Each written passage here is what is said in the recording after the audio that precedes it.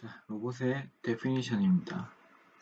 먼저 RIA라는 공신력 있는 기관에서 정의한 바에 따르면 먼저 여기서 매니퓰레이터가 나오죠. 로봇은 보통 기구부가 있고 컨트롤러가 있으면 연결한 케이블이 있고, 이 기구부 제어부 있으면 이 기구부를 매니퓰레이터라고 합니다.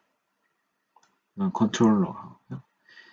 그래서 재료나 파츠, 툴 또는 특별히 설계된 디바이스 같은 것을 움직이는 용도로 만들어진 매니퓰레이터를 원하는 대로 언제든지 리프로그램 할 수 있는 멀티펑셔널한 그런 기구이다 라는 뜻입니다.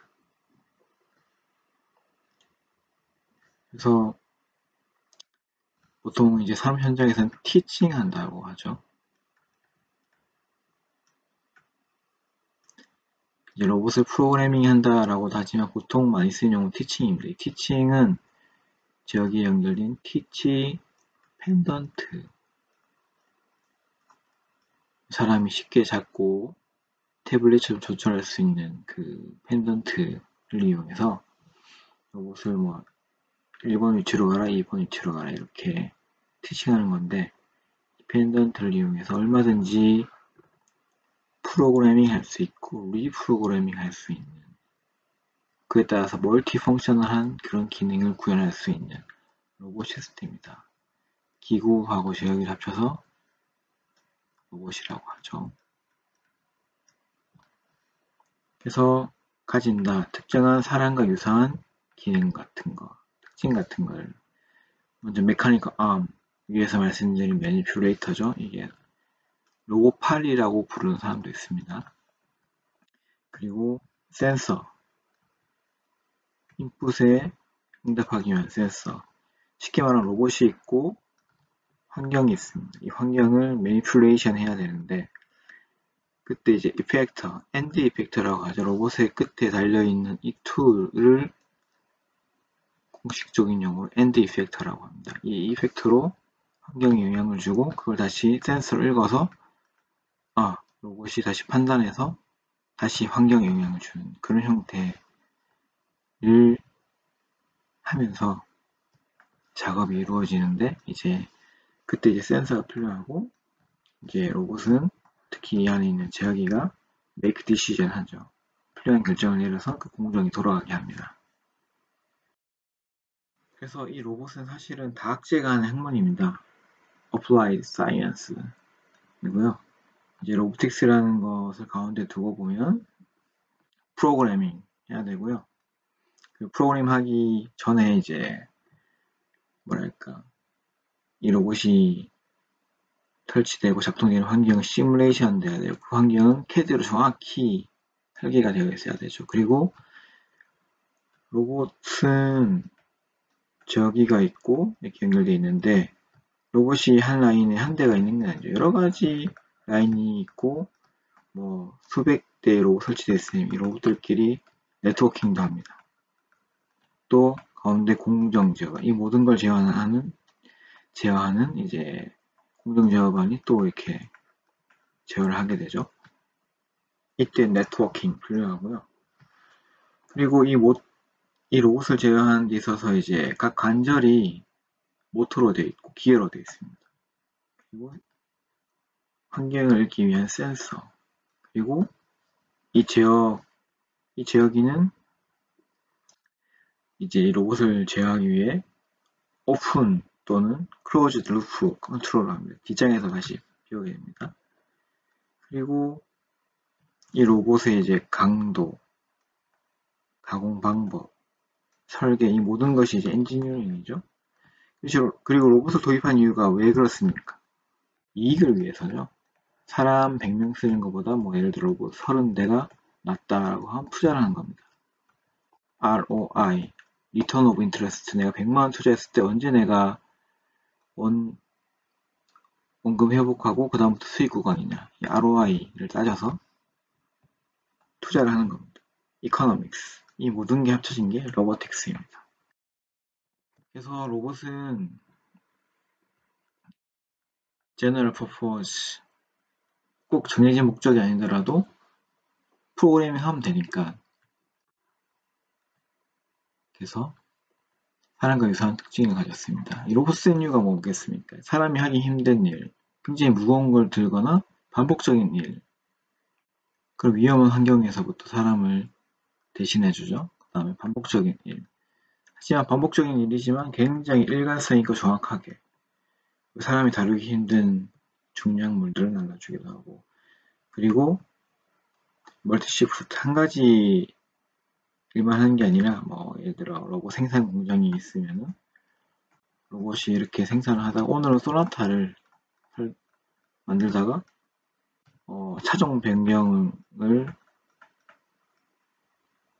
하면, 예를 들어 메인 컨트롤러, 공정 컨트롤러 차종 변경, 오늘은 소나타지만 내일은 아반떼라고 하면 이제 그 다음부터 아반떼를 생산하게 됩니다. 멀티시프트가 언제든지 가능하고 리프로그래머블 할 수 있으니까 플렉시블하고 서로 또 통신도 해야 되겠죠. 그래서 다른 시스템과 인터페이스도 있는 거죠. 그래서 로봇을 쓰는 이유에 대해서 Truth and False 퀴즈입니다. 자, 로봇에게는 다양한 제품을 생산하기에 또는 제품의 수를 늘리기에 굉장히 힘들어. 사실은 이건 반은 맞고 반은 틀렸습니다. 로봇은 사실은 한 가지 프로그램을 티칭을 하면은 한 가지 일만 100만 번, 1000만 번 반복하는데, 생산해야 될 물건의 종류가 굉장히 많으면은 사실 어렵죠. 옛날에 어려웠습니다. 하지만 요즘은 IoT 기술이 발달했기 때문에 로봇과 로봇도 서로 교신하고, 그리고 공정 제어반하고도 교신하기 때문에 아까 말씀드렸듯이 소나타 만들었다가 아반떼 만들 수 있습니다. 그래서 요즘은 틀린 말입니다. 그리고 공정 흐름이 짧아졌어, 자동화 때문에. 그렇죠. 공정의 흐름이 짧아졌죠. 굉장히 빨라졌죠. 컨베이어 라인을 자동차 반제품이 다 지나가면서 로봇이 이렇게 양옆에서 이렇게 조립을 하고 영접을 하고 굉장히 빨라졌습니다. 트루스. 그리고 로봇은 더러운 dirty 잡만 해야 돼. 우리는 아주 숙련된 직원들이 있다고 꼭 로봇이 덜티한 잡만 하라는 건 아니죠. 굉장히 정확함을 요하는 일을 할 때도 당연히 로봇이 할 수 있는 거죠. 사실 사람이 같은 공정에 30년, 40년 근무하다 보면은 굉장히 장인 정신을 발휘할 수도 있겠지만 그래도 로봇이 더 정확합니다. 그래서 꼭 로봇이 더러운 일만 하는 것은 아닙니다. 그리고 우리는 아주 하이 앤 컨스탄스, 높고 일정한 퀄리티 레벨을 유지해야 돼. 그래서 핸드메이드가 최고야. 이거는 이제 수제 가방 장인 이런 거만 해당되겠죠. 가방 이런 명품들 핸드메이드로 기계보다 더 잘 만들 수 있는 시대는 지났습니다. 오로지 자동화가 어려운 그런 공정들, 가방을 만들거나 그런 건 모르겠지만 기계화된 그런 공정들, 자동차를 만들거나 반도체를 찍어내거나 할 때 로봇이 훨씬 더 정확하고 반복 작업에 강합니다. 폴스고요. 우리의 토탈 코스트를 줄이기에 우리는 로봇 자동화가 필요해. 당연하죠. 아까 ROI라고 했습니다. 이 돈을 투자했을 때, 로봇을 설치했을 때 나에게 이득이 있으면은, 이익 구간이 오면은 투자를 하는 겁니다. 근데 만약에 뭐 되게 소상공인, 뭐 사람 한 명 또는 두 명이서 뭐 용접을 해서 납품을 하는 하루에 뭐 한 개, 두 개 만드는 공장에 로봇을 설치하는 건 사실은 코스트가 줄지 않고 더 늘겠죠. 원체 이익이 작다 보니까. 하지만 뭐 100만 대, 연간 100만 대를 만드는 이런 자동차 공장의 로봇이 200대 당연히 싸죠. ROI는 금방 계산이 되어서 수익 구간에 들어갈 수 있습니다. 사실 사람이 하기도 힘듭니다. 사실 이런 거는. 당연히 자동화를 해야 되는 거죠. 그래서 중소기업이냐 뭐 대기업이냐 뭐 소상공인이냐에 따라서 ROI는 다르겠지만 토탈 코스트를 줄이기 위해 보통 투자를 하는 것은 맞습니다.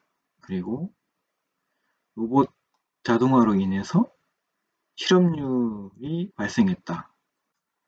사실은 뭐랄까 뭐 그럴 수도 있습니다. 사실은 기업 하는 사람 입장에서는 뭐 사람이 뭐 10명 일하던 공정을 로봇 뭐 세대로 줄여서 충분히 똑같은 생산성 또는 더 좋은 생산성에 더 좋은 퀄리티가 나온다면 투자를 해서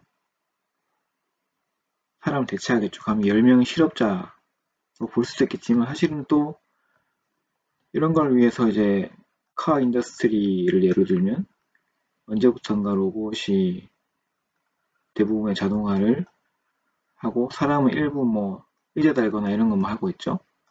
하지만 로봇 인더스트리라는 커다란 새로운 산업군이 생겼고 여기에 또 다른 무수한 일자리가 생겨났습니다. 그래서 이게 꼭 맞는 얘기라고 볼 수는 없습니다. 그리고 우리가 로봇을 쓴 이후로 셋업 시간이 줄었어. 이것은 이제 이미 셋업이 끝난 단계에서는 뭐 아침에 와서 라인을 돌리는 거는 금방 돌리겠죠. 하지만 로봇을 처음 도입했을 때는 이제 티칭을 하고 자동화를 하고 각종 센서를 캘리브레이션 하고 하는 과정은 더 걸릴 수도 있습니다. 반은 맞고 반은 틀렸고요.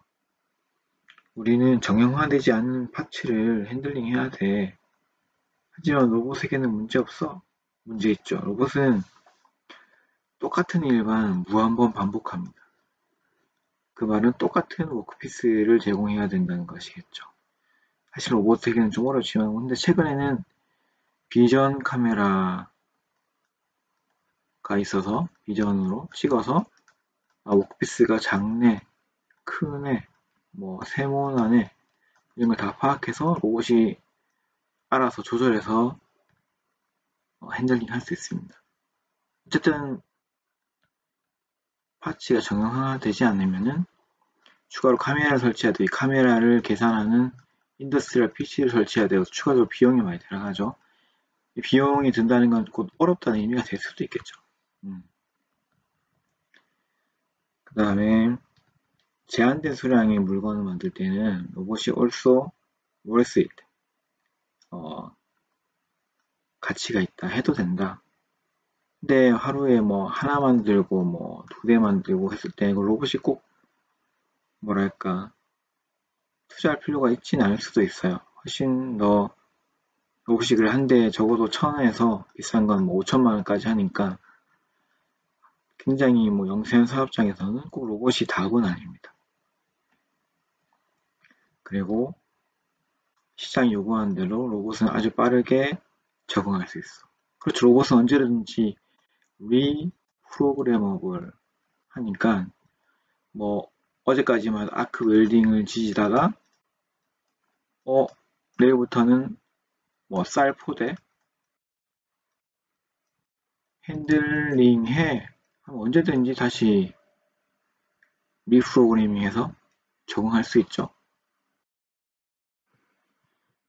그래서 앞서 얘기한 것과 비슷한 맥락인데 플러스 장점이죠. 로봇을 도입하면은 효율성이 증가된다. 퀄리티가 좋아집니다. 당연하죠. 로봇은 굉장히 정확한 기계 장치입니다. 워킹 인바이먼트가 개선된다. 굉장히 뭐 어렵고 위험한 일, 사람이 했을 때 다치기 쉬운 일은 로봇이 대신 해주면은 작업 현장이 더 개선되는 건 맞겠죠. 이익이 올라간다. 그렇죠. ROI를 따져서 이익이 된다 싶으면 투자를 했고, 이 로봇 비용은 뭐 한 대에 1000만에서 5천만 원인데 사람 연봉이 얼마입니까? 1년에 최소한 3천 이상은 줘야 되죠. 매년 줘야지. per year. 하지만 얘는 한 번 사면은 로봇은 유지보수만 잘하면 15년. 어떤 경우에 제 선배가 입사할 때 설치한 이후 지금 정년퇴직할 때까지 돌아가는 로봇이 있으니까 35년 돌아가는 로봇도 있습니다.